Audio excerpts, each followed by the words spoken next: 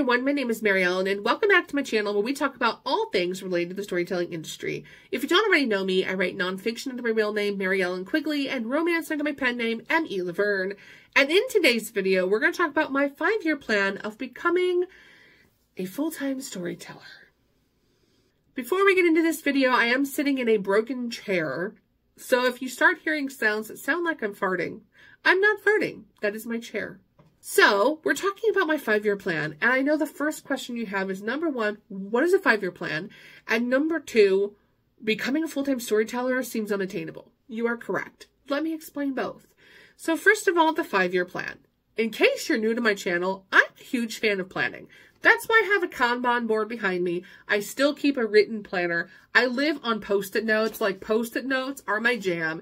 And I'm just very much a planner, and I also believe in stating your plans clearly and making sure you break them down into achievable tasks so that you can actually accomplish whatever your bigger goal is. Now, to be fair, sometimes 5-year plans don't work because life happens and things go wrong. But I don't think there's any harm in creating a plan and breaking it down and just trying your best, because at the end of it, you can tell yourself that at least I tried. Maybe I didn't achieve, but at least I tried. And that is why I am doing this today. The idea of becoming a full-time storyteller. That does not necessarily mean a full-time author, although being an author is going to be a big chunk of that plan. Realistically, most authors do not make a living on just their books. There are a few that do, but for the most part, they usually have multiple streams of income. So even when you think about someone like my beloved Sarah Cannon, who you all know I fangirl over, she not only makes money off of her books, she makes money off of her YouTube channel, she makes money off of the courses that she sells. You know, think about some of your favorite authors who work full-time. They're probably having income from multiple things. Etsy shops. They're selling planners and Canva templates. Like, I don't know. They're doing something else other than their books. And so, sorry, that was my computer turning off. But they usually have some kind of other thing going on where they're not just relying on book income. So later in this video, I will break down the things that I'm thinking about focusing on, and then we'll go from there. The other thing you might be asking is, why 5 years? Well, I specifically chose a 5-year plan for a couple of reasons. The first one being that I have a very large bill that I am paying on that will be paid off in 4 years. Right now, that bill takes up about half of my monthly expenses. So realistically, if I were to get rid of this large bill and not take on any other debt, which of course is the hard part, right? That would actually mean that I could cut my yearly salary in half and still be able to pay all of my bills on it. That is why I chose 5 years, because if I only have to replace half of my yearly salary, that's going to be a lot easier than replacing my entire salary. The second thing was that I do eventually want to move downstate. I love this house that I'm in, and at the time that I bought this house, I bought it because I had a job up here, and I thought I was going to be with that job long term, but unfortunately, things did not work out that way. I am very, very lucky and very blessed to have a job that allows me to pretty much work from wherever I want to work. It's a remote position. I can literally go anywhere in this country I want to go to.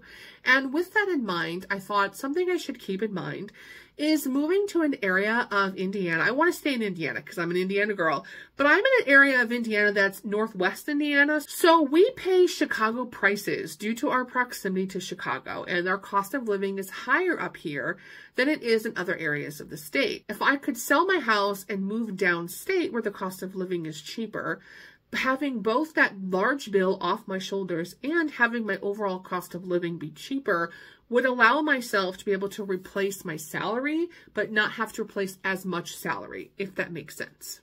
Another important thing to keep in mind if anybody is deciding to quit their job and become a full-time anything, okay, is that you need to not only replace the money that you need to live on, like your monthly expenses, you don't only need to replace your salary to be able to do that, but you also need to consider above that.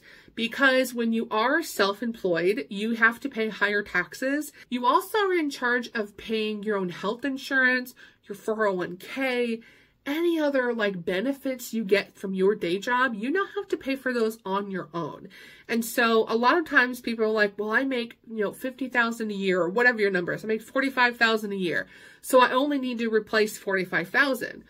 That is incorrect. You actually probably need to have, like, I don't know the exact number on this. I'd have to talk to an accountant, but you need to have probably, I would say, like 75,000 maybe. I don't know, because the taxes and paying your own benefits is going to be really expensive. The other thing you have to keep in mind is that emergencies happen, bad things happen, and there may be a month or two that whatever you're working on, whether it be books or TikTok or YouTube or wherever you're getting your full-time income from, you may have a month where it's just a bad month. Or, you know, if you're making a living off of, like, I don't know, YouTube or something, there are people that do that. Ain't me, for sure. But if you're somebody who's making a living off of YouTube and YouTube changes their algorithm or their pay structure, you don't have enough money.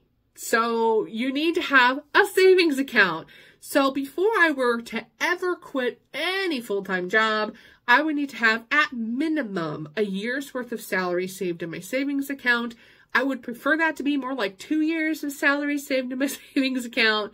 But if all else fails, at least 1 year saved. So 5 years seems like that's pretty attainable to be able to get consistent income and then also have enough to put in savings, because as I'm working my day job, I can take any extra, start throwing it in savings and kind of go from there. And I will preface this whole plan by saying this may be 100% unattainable. We may come back here in 5 years and Mary failed and I'm still in my day job. And you know what? I'm actually okay with that, because I just don't want to go to my deathbed without trying this, and I'm going to explain why. So the question I get asked when I bring this up to other people is they want to know, why on earth would you want to give up a career that you have worked so hard for something that's so unattainable and that may not be sustainable and you may lose it at any moment? Well, they're not wrong, but the reason why I would like to do this is a little something called a midlife crisis. True story. My 40s have hit me hard, and it hit me doubly hard when my dad passed away last year. It is very humbling to be in a world where both of your parents are gone, and it caused me to come to terms with my own mortality. And one of the things that I realized is that the person I am today is not the person I was 15 years ago when I started the career that I'm in now. I like my career a lot. I enjoy my job, and I'm good at my job. I don't say that to boast. I'm good at my job because I've been here for like a decade. So I know it well because I've just been here. It's longevity. You can be really good at revenue management if you've been in it for a long time. But if I'm being 100% honest with myself, I'm not passionate about it. In my 20s and 30s, I was chasing a salary. And the reason I was chasing that salary was because I grew up poor. And I always thought to myself as a child that if I had enough money, I wouldn't have any problems. We all know that's not true. But 15-year-old Mary thought that if I could make enough money a year, that I would make all my problems go away. I'm realizing the older I get that it's not the money that makes you happy. It's feeling like your job is fulfilling. Feeling like your job has a purpose. And although I like my job, the thing that I'm most passionate about is writing and storytelling in general. So that is why I would like to try to pursue this as a career for the last half of my life, so that I have time to actually do things I enjoy, to be able to travel and to be able to really expand on what's left of my life, so that I feel like I can go to my deathbed in a good spot and like I didn't regret anything on my way out. Well, that brought down the mood a lot. All right, so what will I be focusing on? What will I actually build my career on? Well, the obvious one is, of course, my books. So the way that I explain this to people is I have been in the writing industry for a while now. I started writing I've written my whole life, but I started writing very earnestly in like 2005, 2006. And I ended up self-publishing my first book in 2011. But to be honest with you, I have always considered my career a hobby. It's not a career, it's a hobby. I do it for fun. And in fact, my book releases have been very sporadic. It's been, if I find time to write, I'll write. If I don't find time, I won't. It's just like a side thing that I do when I have time, but I don't put any kind of I don't prioritize it, nothing like that. And I thought to myself, my career has pretty much gone nowhere. because I haven't really tried. What would happen if I treated my writing like it's a career instead of a hobby? And how would that change the way that I prioritize my writing and the way that I market my books? So that is one of the things I want to focus on in these next 5 years. How do I turn my hobby into something that is consistent?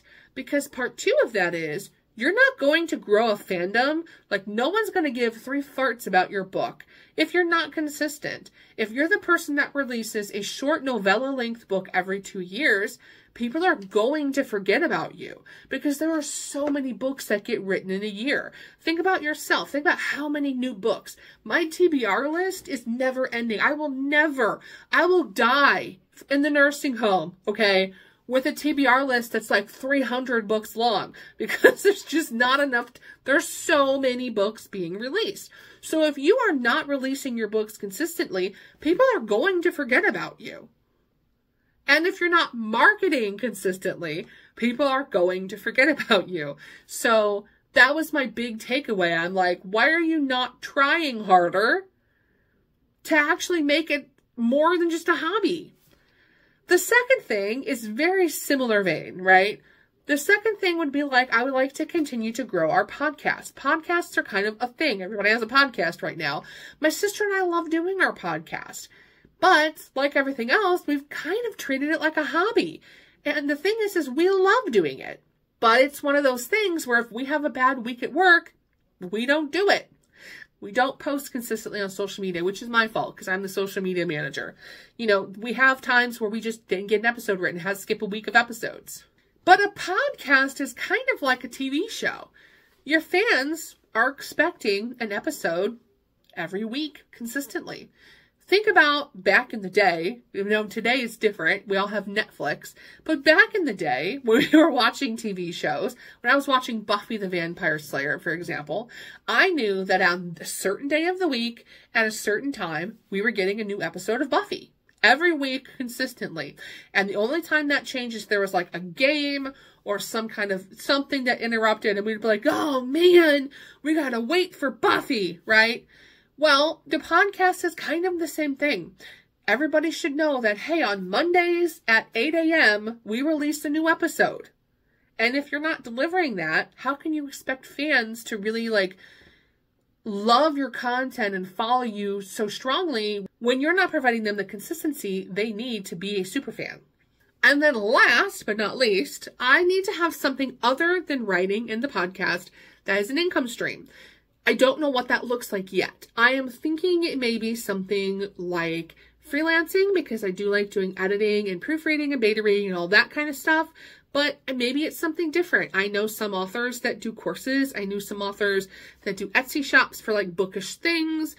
There's a million different things you can do. I really don't know what my third thing is going to look like. I'm assuming it'll be freelancing, but more to come on that. So why am I posting my 5-year plan here on YouTube? Well, it's for really 2 main reasons. Well, 3 technically, but mainly 2. Number 1 is to document it. I want to document this journey for myself so that I can look back and see what progress I've made so that even if I don't achieve this goal 5 years from now, I can at least look back at these videos and be like, hey, at least I tried, right? Secondly is because it's a way to hold myself accountable. If I know that I'm checking in with the internet every quarter, I'm going to follow through because the last thing on earth I want to do is to come to you guys and be like, hey, I didn't do anything. That would be embarrassing and a waste of everyone's time. And thirdly, I hope it inspires somebody else. I know a lot of us have dreams of like getting out of the 9-to-5 grind and really creating something for ourselves or doing something different, but we just don't know what that looks like, right? Maybe we may never achieve these goals, but I hope that by trying, we inspire each other.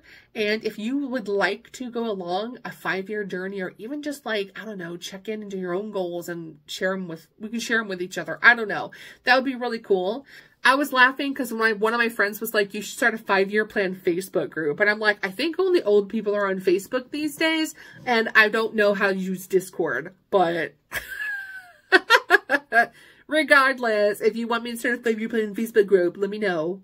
I'm just kidding. Seriously though, I think this is a way for us to inspire each other. And if maybe your goal is not to become like, quit my day job and become a full-time author, maybe it's just to grow your readership. Maybe it's like, I'd like to have consistent income. Maybe it's like, I'd like to sell 200 books. I don't know, but let's go through it together. Why not? All right, so what am I focusing on? What is my focus for my first task? So my goal is to check in with you guys quarterly, right? Right now it's the end of October. Realistically, this last week is shot. We're finishing up busy season for the podcast. We have an event this weekend, and we have one final Halloween episode left. And then we have a break. We have like a 2-month break from the podcast. So for November and December, so Q4 of 2024, my focus is going to be on social media. Why social media? Well, I don't think anybody can sell things these days without social media for the most part. There might be a few unicorns out there that can do well without it, but 90% of the world, really, social media is your thing. That's where everybody lives. I have been really horrible about updating my social media. I have decided that I want to tackle it hard in November and December.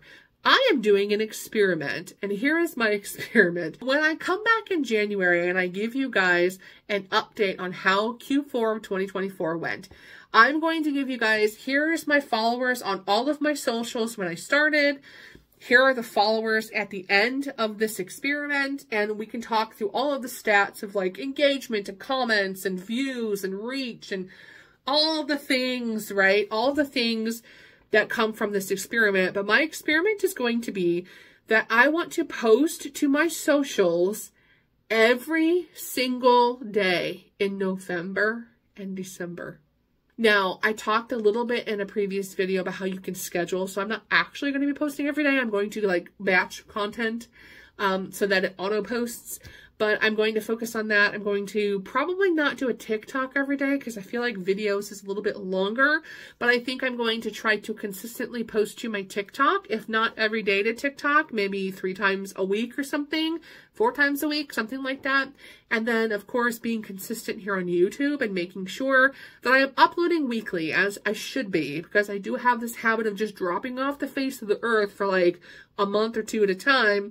And I need to be better about posting that consistently. So having a consistent social media schedule. But then part 2 of that goes along with my last video talking about how social media means you are supposed to be social. I need to make sure that I am also, for 5 to 10 minutes per day, going in and commenting on other people's posts. So that is my November and December plan. And I do have a new book coming out at the end of November. So this is also good timing for that, because I also am curious is if I am posting consistently, what will the book sales for that book look like compared to my last release, which honestly was kind of ho-hum. I did okay, but I didn't do great. What happens if you're actually promoting your book? Do you sell more copies?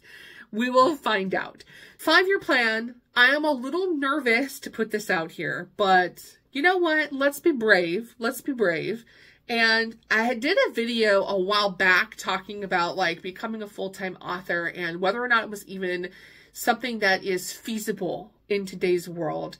And the truth is I don't know if it is. But like I said earlier, I'd really like to at least try.